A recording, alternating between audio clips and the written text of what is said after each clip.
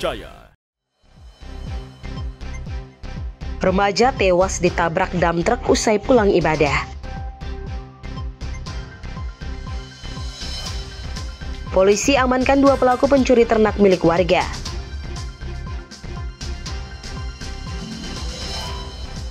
Alumni SMA 5 Kupang tolak pemecatan Kompol Kosmas Kajugai.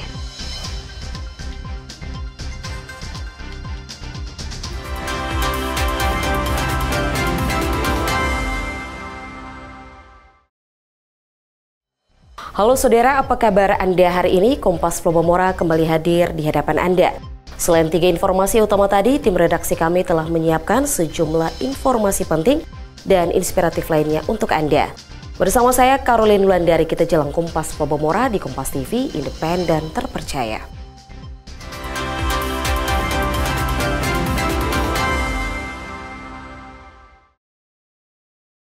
Kita ke berita pertama, saudara. Seorang remaja di Kabupaten Sumba Timur, Nusa Tenggara Timur, meregang nyawa usai ditabrak dump truck di Jalan Taralandu selepas pulang beribadah dari gereja. Seorang remaja berusia 15 tahun yang beralamat di Kampung Boka, Kelurahan Kambajawa, Kabupaten Sumba Timur, ditabrak dump truck hingga meninggal dunia. Diketahui sebelum ditabrak, korban yang sedang membonceng adiknya terjatuh dari sepeda motor, tepatnya di Jalan Taralandu, Kelurahan Kambajawa, usai pulang beribadah di gereja. Satu unit dump truck kemudian menabrak korban yang menyebabkan nyawanya tidak tertolong, sedangkan adik yang diboncengnya langsung dilarikan ke unit gawat darurat Rumah Sakit daerah Umbura Ramea Waingapu untuk mendapatkan pertolongan medis. Kita ada di bagian lokasi rumah itu. Nah, dulu dengan tetangga ada cerita-cerita, tiba-tiba dengar bunyi tabrakan, prak. Kita kaget sudah ya, kita coba ke depan lah, dilihat ke depan nih. Lihat ada orang di bawah kolong motor. Baik, kita tadi ya sudah kita tadi. Itu berapa orang itu? Kalau yang kita lihat dalam bawah kolong itu 1 orang kita lihat. Ya. Lihat aja itu hanya orang ada di bawah kolong motor. Oh. Tidak lihat yang lain, itu ketakutan juga, tidak berani juga. Pasca kejadian, sopir langsung menyerahkan diri ke pihak yang berwajib. Selain itu, Satuan Lalu Lintas Polres Sumba Timur langsung melakukan olah TKP di lokasi kejadian. Andi M. Yusuf, Kompas TV, Sumba Timur, Nusa Tenggara Timur. Sorotan kedua, saudara, 2 orang pelaku pencurian kuda milik warga di Kabupaten Sumba Timur diamankan polisi. Keduanya terancam 7 tahun penjara. R dan M, 2 pelaku pencurian kuda milik warga, diamankan anggota Polres Sumba Timur. Keduanya diamankan karena mencuri 6 ekor kuda milik warga di Padang Hangabi, Kabupaten Sumba Timur. Polisi juga mengantongi sejumlah alat bukti berupa 6 ekor kuda hasil curian, 2 utas tali nilon, 1 buah senter, dan 1 buah kendali kuda. Akibat perbuatan kedua tersangka, warga yang merupakan korban pencurian mengalami kerugian puluhan juta rupiah. Keduanya kini ditahan di sel Polres Sumba Timur, Polda Nusa Tenggara Timur untuk mempertanggungjawabkan perbuatannya. Ya, jadi kalau kita lihat dari beberapa interogasi dan yang kita lakukan terhadap yang bersangkutan, bahwa memang yang pertama yang bersangkutan ini sudah beberapa kali melakukan kejahatannya, dan berkaitan dengan kakinya itu di luar dari karena dia mengalami sendiri ya kejadian musibah dia sendiri. Yang ketiga, walaupun demikian sudah dibantu dengan alat bantu, tetapi untuk dia melakukan aksi ini tidak bisa hilang. Walaupun secara fisik dia ya artinya difabel dan sebagainya, tetapi secara pikiran dia masih untuk melakukan kegiatan memenuhi ekonominya dia. Tersangka M dan R terancam pidana 7 tahun penjara sebagaimana yang diatur dalam pasal 363 ayat 1 dan ke-4 KUHP tentang pencurian dengan pemberatan. Andi M. Yusuf, Kompas TV, Sumba Timur, Nusa Tenggara Timur. Kita ke sorotan ketiga, saudara. Teman seangkatan alumni SMA Negeri 5 Kota Kupang, Nusa Tenggara Timur menolak keputusan pemberhentian tidak dengan hormat kepada Kompol Kosmas Kajugai. Teman-teman Ikatan Alumni SMA Negeri 5 Kota Kupang, Nusa Tenggara Timur yang tergabung dalam Sahabat Kosmas menolak keputusan pemberhentian tidak dengan hormat terhadap Kompol Kosmas Kajugae. Penolakan ini ditandai dengan petisi meminta bantuan kepada Presiden Republik Indonesia, Kapolri, dan pimpinan DPR RI untuk meninjau kembali putusan PTDH terhadap Kompol Kosmas. Mereka juga menyebut Kompol Kosmas hanya menjalankan tugas negara dalam situasi darurat ketika mengamankan aksi demo anarkis yang berujung pada meninggalnya pengemudi ojek online Afan Kurniawan. Kami Sahabat Kosmas menolak putusan PTDH atau pemecatan terhadap Kompol Kosmas Kajugae oleh Majelis Kode Etik Polri. Hal itu merupakan perbuatan sewenang-wenang dan merendahkan marwah Polri sendiri. Wah, kami Sahabat Kosmas mendoakan agar Pak Kosmas sekeluarga tetap kuat menjalani musibah ini, karena kalau tanpa perlindungan dan penyertaan Tuhan, maka ketujuh anggota BRIMOB yang berada dalam kendaraan rantis tersebut, termasuk Kompol Kosmas Kajugae, sudah tidak tahu lagi nasibnya. Bahwa putusan PTDH tersebut adalah untuk menghukum Kompol Kosmas Kajugae yang sedang menjalankan perintah tugas atasan atau tugas negara, yakni dalam hal ini adalah Polri.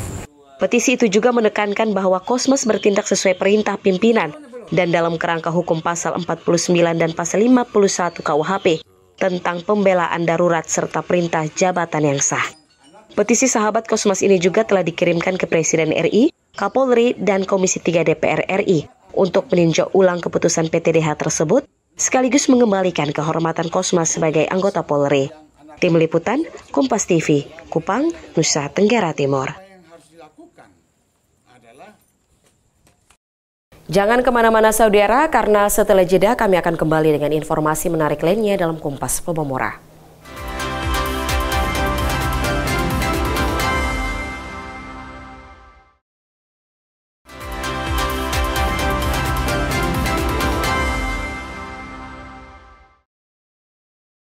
Terima kasih Anda masih menyaksikan Kompas Pemomora. Saudara, banjir bandang melanda sejumlah desa di Kecamatan Mauponggo dan Kecamatan Boawai, Kabupaten Nagekeo, Nusa Tenggara Timur pada Senin lalu. Peristiwa ini menelan 5 korban jiwa, sementara itu 3 warga lainnya masih dilaporkan hilang. Hujan deras yang mengguyur wilayah Kecamatan Mauponggo dan Kecamatan Boawai, Kabupaten Nagekeo, Nusa Tenggara Timur pada Senin 8 September 2025. Menyebabkan terjadi banjir bandang di sejumlah desa yang menelan korban jiwa. Selain korban jiwa, puluhan rumah warga dan fasilitas umum juga mengalami rusak ringan hingga berat serta ternak dan lahan pertanian warga hanyut di bawah banjir. Pada hari kedua operasi pencarian yang dilakukan tim gabungan dari SAR, TNI bersama masyarakat, ditemukan 4 orang meninggal dunia. 1 meninggal dunia akibat syok berat, sementara itu 3 orang dilaporkan hilang dan masih dalam pencarian. Dapat kami laporkan pada pagi hari ini di hari ketiga pencarian terhadap 4 yang belum ketemu. Ada kondisi bencana alam banjir bandang yang terjadi.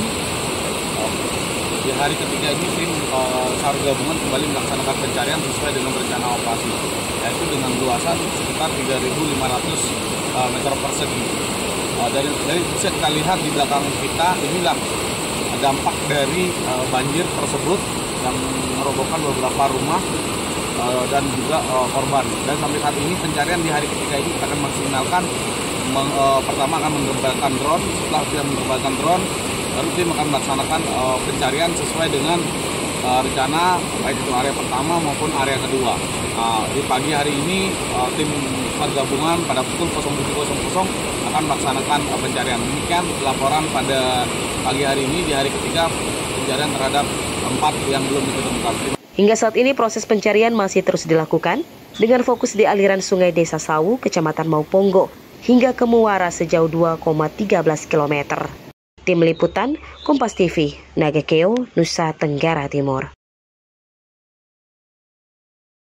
Kita ke informasi selanjutnya, saudara. 3 orang korban hanyut akibat banjir bandang di Desa Sawu, Kecamatan Mauponggo, Nagekeo, Nusa Tenggara Timur belum ditemukan hingga hari ke-7 atau hari terakhir batas pencarian oleh tim SAR gabungan.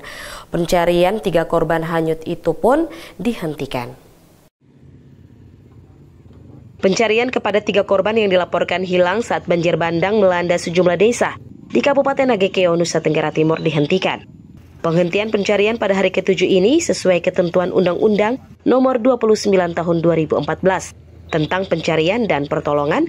Selain itu, keluarga juga sudah ikhlas dan menyepakati proses pencarian korban dihentikan.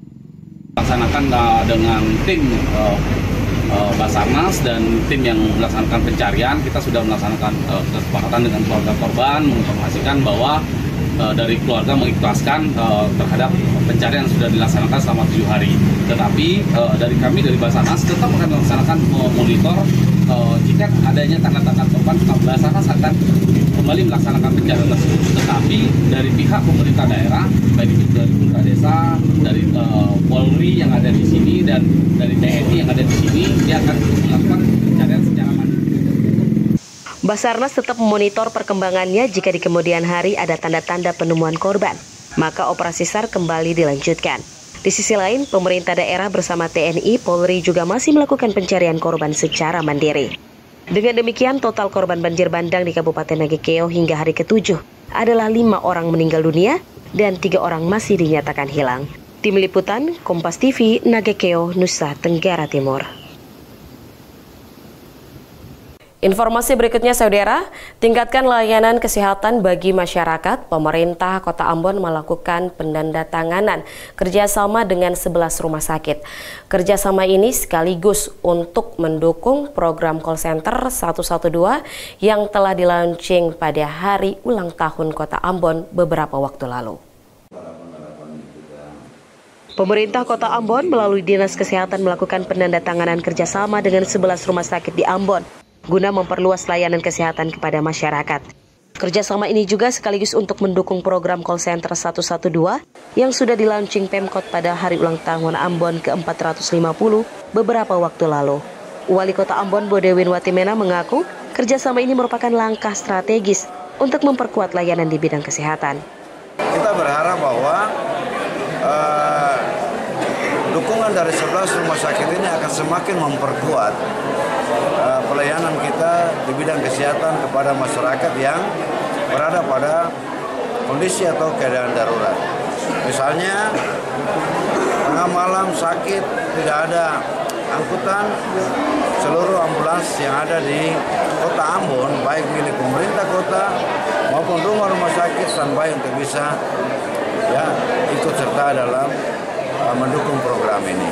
Rumah sakit di Ambon dalam ini kami di RST ini sangat mendukung kegiatan dari Pemkot ya. Karena program ini baik sekali untuk membantu melayani masyarakat yang mengalami musibah, terutama sakit ya, sehingga bisa cepat teratasi. Bisa teratasi, kita bawa ke rumah sakit apabila memang perlu perawatan lanjut. Wali Kota berharap kerjasama ini dapat memberikan pelayanan kesehatan maksimal kepada masyarakat, terutama dalam keadaan darurat sebagai bukti kehadiran negara di tengah-tengah warga Kota Ambon. Yahya Lating, Kompas TV, Ambon, Maluku. Baik saudara, usai jeda masih ada informasi menarik lainnya dalam Kompas Flobomora. Tetaplah bersama Kompas TV.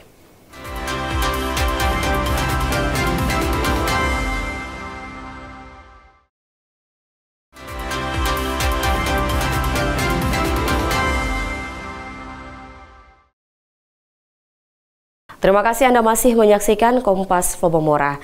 Informasi selanjutnya saudara, Wakil Presiden Gibran Rakabuming Raka meninjau langsung fasilitas rumah sakit dan pelayanan kesehatan di RSUD Merauke. Wapres Gibran juga menyempatkan waktu berdiskusi bersama warga terkait pelayanan kesehatan di RSUD Merauke.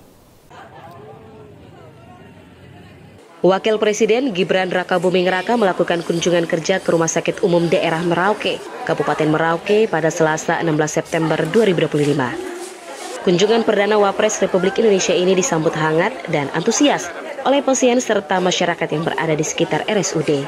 Dalam kesempatan itu, ia juga meninjau langsung fasilitas rumah sakit dan pelayanan kesehatan yang menjadi rumah sakit rujukan di Papua Selatan.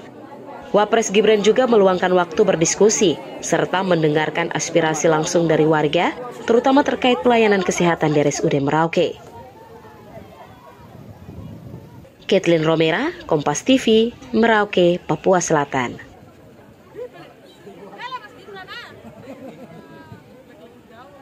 Informasi berikutnya, saudara, berawal dari hobi seorang warga di Kota Kupang, Nusa Tenggara Timur, berhasil merintis bisnis ikan koi dan kolam ikan portable yang diminati hingga negara tetangga Timor Leste.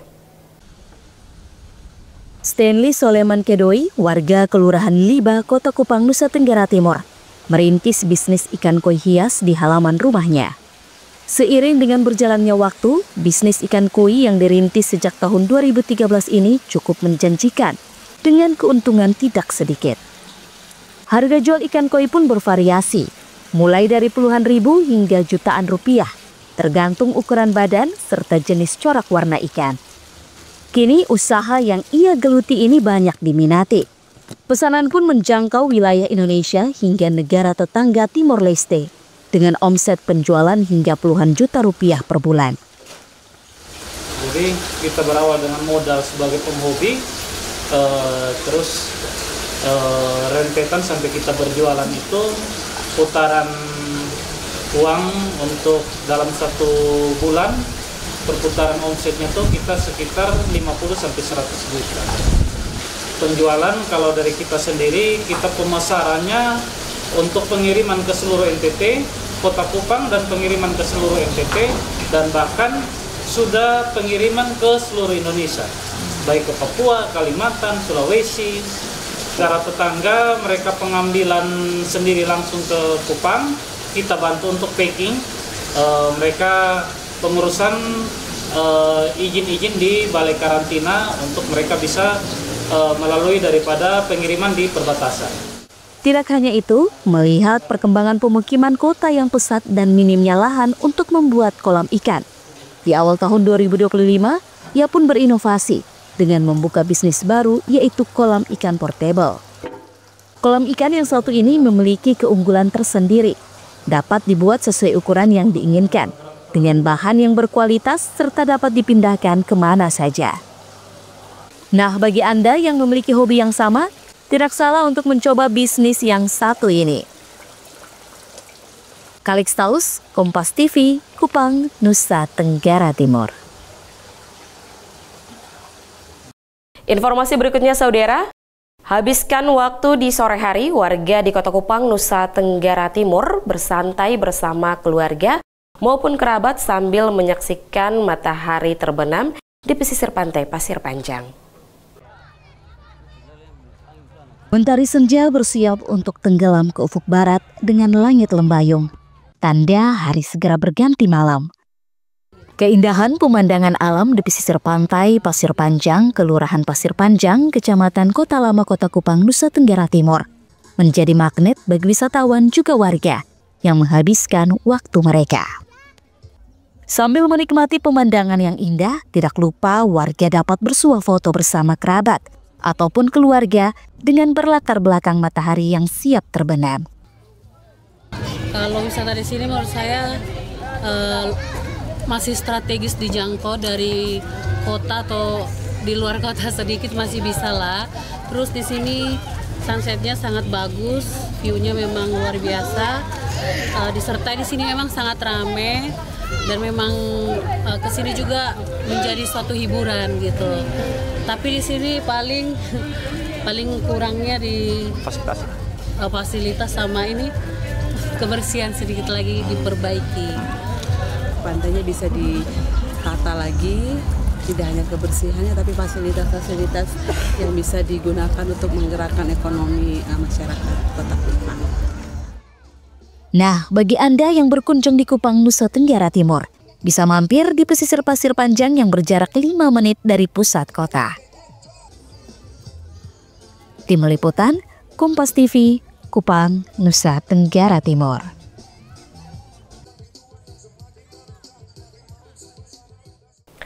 Saudara, informasi tadi sekaligus menutup perjumpaan kita dalam Kompas Flobomora hari ini.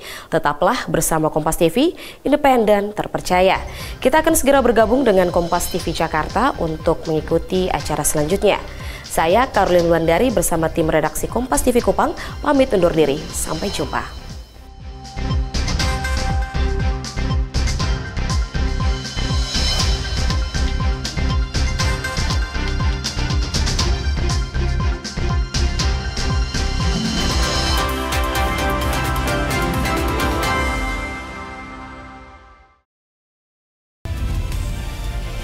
Kompas TV, independen, terpercaya.